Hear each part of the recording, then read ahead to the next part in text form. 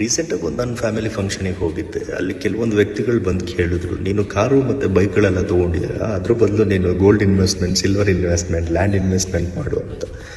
ಅಂಥವ್ರಿಗೆಲ್ಲ ನಾನು ಸಿಂಪಲಾಗಿ ಉತ್ತರ ಕೊಟ್ಟೆ, ನಾನೇ ದುಡಿತೀನಿ ಅಂತ ಕಾನ್ಫಿಡೆಂಟ್ ಇರಬೇಕಾದ್ರೆ ಖರ್ಚು ಮಾಡೋಕ್ಕೆ ಯಾಕೆ ಭಯ ಪಡಬೇಕು ಅಂತ.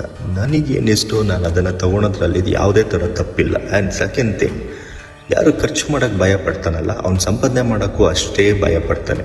ಯಾರು ಖರ್ಚು ಮಾಡೋಕ್ಕೆ ಭಯ ಪಡಲ್ಲ ಅವ್ನು ಸಂಪಾದನೆ ಮಾಡೋಕ್ಕೂ ಕೂಡ ಭಯ ಪಡಲ್ಲ. ಅದು ಒಳ್ಳೆ ರೀತಿಲಿ. ಗೈಸ್, ಒಂದಂತೂ ತಿಳ್ಕೊಳ್ಳಿ, ಯಾವನೋ ಮಾತಾಡ್ತಾನೆ ಅನ್ನೋದನ್ನು ನೀವು ತೊಗೊಳೋದಲ್ಲ ಅಥವಾ ಬೇರೆ ಪ್ಲ್ಯಾನಿಂಗ್ಸ್ ಆಗಿರ್ಬೋದು, ಅದನ್ನು ನಿಲ್ಸೋಕ್ಕೆ ಹೋಗ್ಬೇಡಿ.